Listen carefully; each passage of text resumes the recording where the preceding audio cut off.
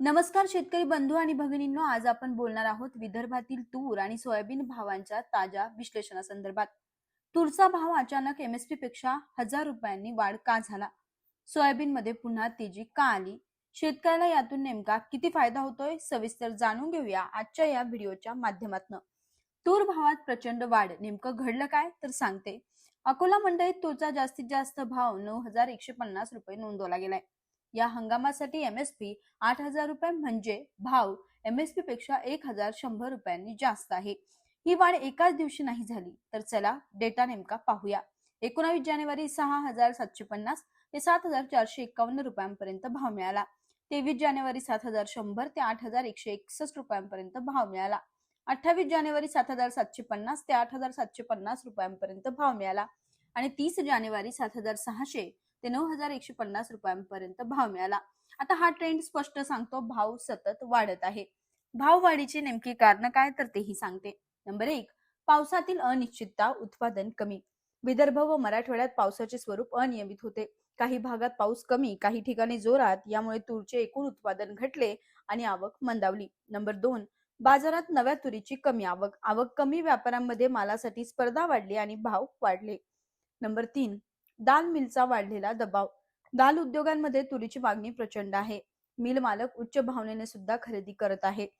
यामुळे बाजारात किमतीचा जोरदार सपोर्ट मिळत आहे।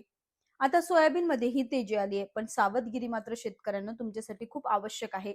सोयाबीन एमएसपी 5328 रुपये, सध्याचा भाव 5400 ते 5571 रुपये, म्हणजे सोयाबीनचा भावही एमएसपी पेक्षा वर।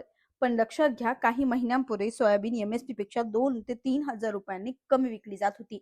म्हणजेच सोयाबीन भाव हा खूप अस्थिर बाजार आहे। आंतरराष्ट्रीय बाजार, देशांतर्गत मागणी आणि तेलाच्या किमती यावर भाव अवलंबून असतात।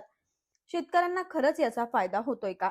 अनेक मध्यम व लहान शेतकऱ्यांनी तूर लवकर विकून टाकली, तेव्हा भाव 6700 ते 7500 दरम्यान तुरीचे होते। आज भाव 9000 पार असले तरी त्या शेतकऱ्यांना या तेजीचा कुठलाही फायदा नाहीये। ज्यांच्याकडे माल साठवून ठेवण्याची क्षमता आहे, त्यांनाच या भाववाढीचा खरा फायदा मिळतोय।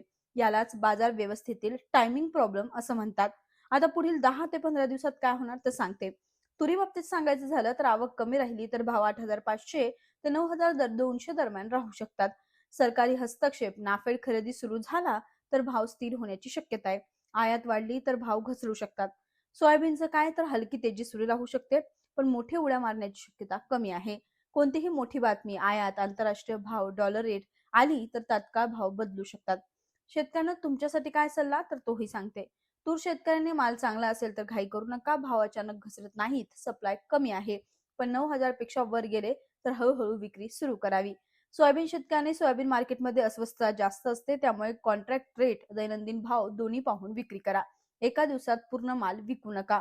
तूर आणि सोयाबीन दोन्ही पिकांचे भाव सध्या चांगले आहेत, पण शेतकऱ्यांनी बाजाराची दिशा समजून घेऊनच निर्णय घेतला तर खरा फायदा मिळतो।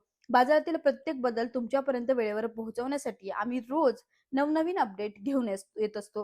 व्हिडिओ आवडला असेल तर व्हिडिओला लाईक करा, शेअर करा आणि सबस्क्राईब करा। पुन्हा भेटू नवीन विश्लेषणासह। तोपर्यंत तुम्हाला तुरीच्या भावासंदर्भात आणि सोयाबीनच्या भावासंदर्भात काय वाटतं कमेंट करून नक्की कळवा आणि अशाच व्हिडिओसाठी पाहत रहा ॲग्रो ड्रीम मराठी। धन्यवाद।